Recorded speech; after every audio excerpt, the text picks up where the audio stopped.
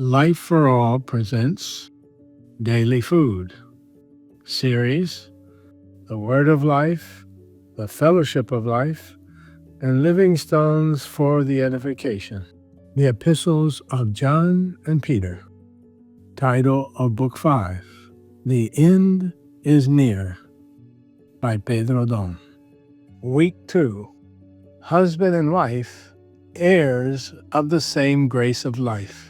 Wednesday, the Incorruptible Adornment. Read with prayer. Do not let your adornment be merely outward, arranging the hair, wearing gold, or putting on fine apparel. Rather, let it be the hidden person of the heart, with the incorruptible beauty of a gentle and quiet spirit, which is very precious in the sight of God.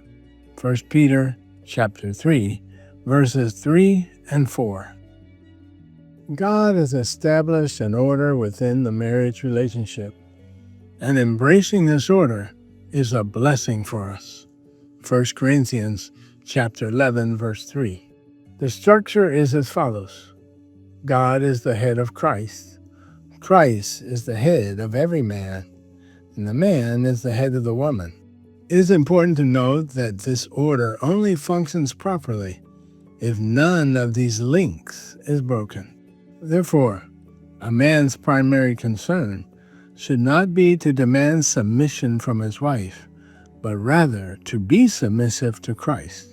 If this submission does not happen naturally in life, it may lead to one spouse dominating the other. When the links of headship operate correctly, the resulting relationship is filled with life and peace. Christ is always in submission to the Father. The man must always submit to Christ, and the woman should always submit to the man. 1 Corinthians chapter 11, verses 7, 10, and 15. This spiritual reality was distorted by the society of the Roman Empire at the time Peter wrote his epistles. Roman society at that time was corrupt, full of lust and perversion. Women adorned themselves extravagantly with gold ornaments, braided hair, and expensive clothing, all to attract attention for their sensuality and eccentricity. 1 Peter chapter 3, verses 3 and 4. The same thing happens today. Therefore, women should dress appropriately, discreetly, without exaggerated adornments, and should not be slaves of the world of fashion. Let us pay attention to this by dressing simply and soberly. Peter reveals that true beauty is found in the inner person of the heart, and we can adorn it with a gentle and quiet spirit, which is of great value to God. The inner person of the heart contains the human spirit, within which the Spirit of God dwells. The latter, through the conscience, governs the three parts of the soul, mind, emotion, and will.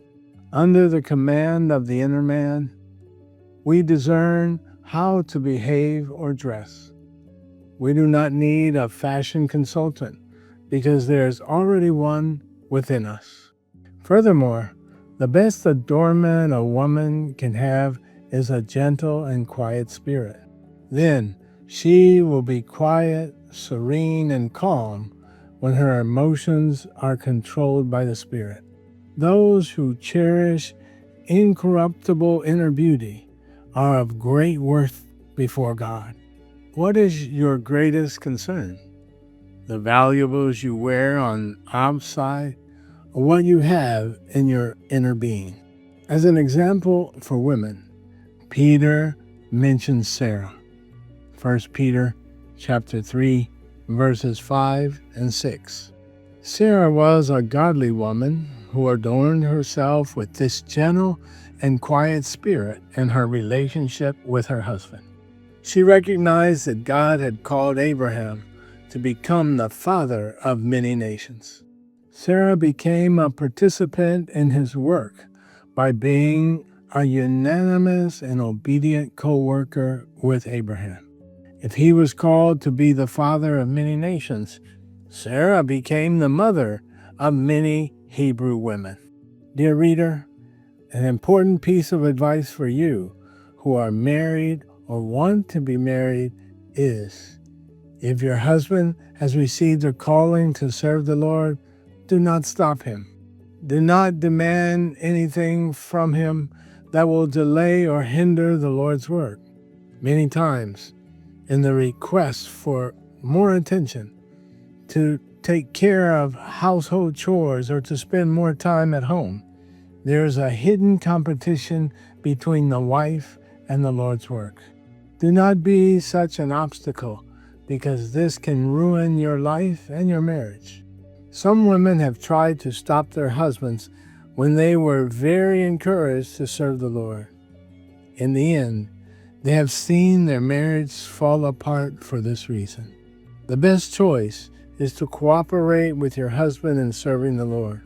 When this happens, you directly participate in the work that God has entrusted your husband with. That is why when Abraham became the father of a great nation, Sarah became the mother of many daughters. Let us follow her example.